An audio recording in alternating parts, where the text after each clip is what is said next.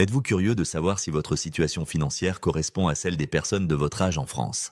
Restez jusqu'à la fin de cette vidéo car vous allez découvrir des chiffres surprenants qui pourraient complètement changer votre perception de votre propre richesse. Ces données récentes sur le patrimoine moyen par tranche d'âge vont peut-être vous révéler que vous êtes bien plus avancé financièrement que vous ne le pensiez, ou au contraire vous montrer le chemin qu'il vous reste à parcourir. Préparez-vous à être étonné par ces statistiques officielles qui offrent un véritable instantané de la situation financière des Français selon leur âge. Pour bien comprendre votre position par rapport à vos pairs, nous allons utiliser la médiane plutôt que la moyenne classique. La médiane signifie que 50% des personnes se situent au-dessus du montant que nous allons vous indiquer, et 50% se situent en dessous. Cette approche donne une vision plus réaliste de la situation financière réelle des Français. Avant de calculer votre propre patrimoine, rappelons la méthode simple pour l'évaluer. Votre patrimoine net correspond à la somme de tous vos actifs, incluant vos comptes bancaires, vos investissements en bourse, la valeur nette de votre résidence principale si vous êtes propriétaire,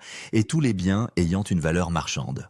De cette somme, vous devez soustraire toutes vos dettes pour obtenir votre patrimoine net réel. N'oubliez pas de vous abonner à la chaîne et d'activer la cloche de notification pour ne manquer aucune de nos analyses financières qui vous aideront à optimiser votre patrimoine. Commençons par examiner la situation des jeunes adultes de moins de 30 ans. Le patrimoine médian de cette tranche d'âge s'élève à 16 000 €. Ce montant peut sembler modeste, mais il reflète une réalité logique pour cette période de la vie. Les jeunes adultes perçoivent généralement des salaires plus faibles en début de carrière, n'ont pas encore eu l'opportunité d'acquérir leur résidence principale et ont tendance à consommer la majorité de leurs revenus.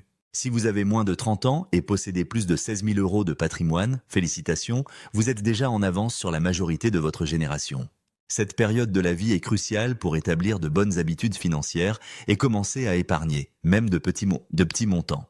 La tranche d'âge des 30 à 39 ans présente un patrimoine médian de 50 000 €. Cette augmentation significative s'explique par plusieurs facteurs importants. Les salaires commencent à progresser avec l'expérience professionnelle, certains ont pu acquérir leur première résidence et les habitudes d'épargne se stabilisent. Cependant, cette période reste marquée par de nombreuses dépenses importantes comme les remboursements d'emprunts immobiliers, les frais liés à la famille et parfois des crédits à la consommation. Une personne disposant de 50 000 € de patrimoine peut avoir une combinaison de comptes courants, de livrets d'épargne, d'investissements en actions ou obligations et éventuellement une part de sa résidence principale. Beaucoup de personnes de cette tranche d'âge remboursent encore des emprunts, ce qui réduit mécaniquement leur patrimoine net.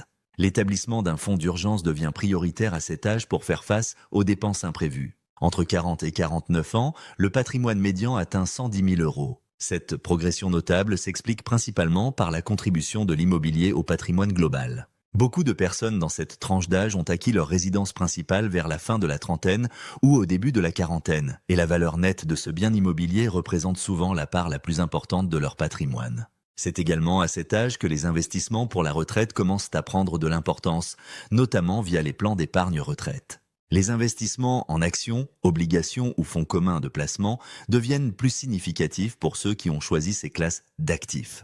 Cependant, en France, environ 80% de la population n'est pas exposée au marché boursier, préférant les comptes d'épargne traditionnels ou les assurances vie. Cette période correspond souvent au pic de développement de la carrière professionnelle, avec des salaires plus élevés qui permettent d'accélérer la constitution du patrimoine. D'autres actifs comme les véhicules, les biens personnels de valeur ou les objets de collection peuvent contribuer à augmenter le patrimoine, bien que leur impact reste généralement moins significatif que l'immobilier et les investissements financiers. La tranche des 50 à 59 ans affiche un patrimoine médian de 180 000 €. Cette progression continue reflète une situation financière généralement stable pour ce groupe d'âge.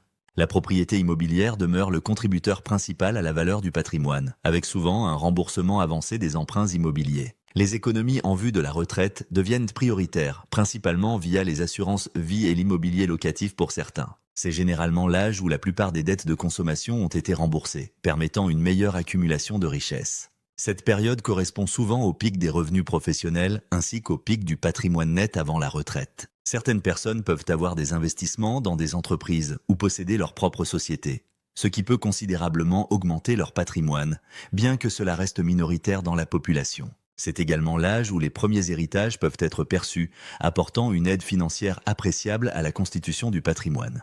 Entre 60 et 69 ans, le patrimoine médian des Français culmine à 215 000 €. Cette tranche d'âge détient le patrimoine le plus important, avec l'immobilier qui continue de représenter plus de 65% de la valeur totale. Le remboursement complet des emprunts immobiliers permet à cette génération de bénéficier pleinement de la valeur de leurs biens. Les comptes de retraite et plans d'épargne retraite constituent également une part importante du patrimoine destinée à assurer un complément de revenus. Cette accumulation de richesses résulte d'une gestion patrimoniale sur plusieurs décennies, où les investissements bien gérés ont pu croître grâce à la valorisation naturelle des actifs et aux intérêts composés.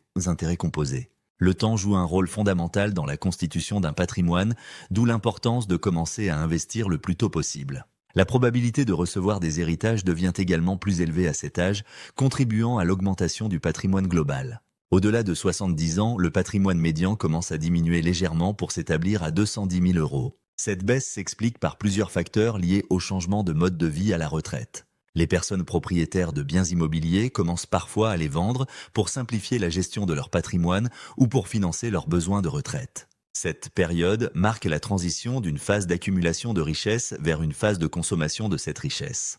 L'augmentation des dépenses de santé contribue également à cette diminution du patrimoine. Les personnes de cet âge se préoccupent moins d'augmenter leurs actifs et se concentrent davantage sur le plaisir de profiter de la vie et de leurs économies. Ces facteurs combinés expliquent cette légère baisse de la valeur du patrimoine net dans cette catégorie d'âge.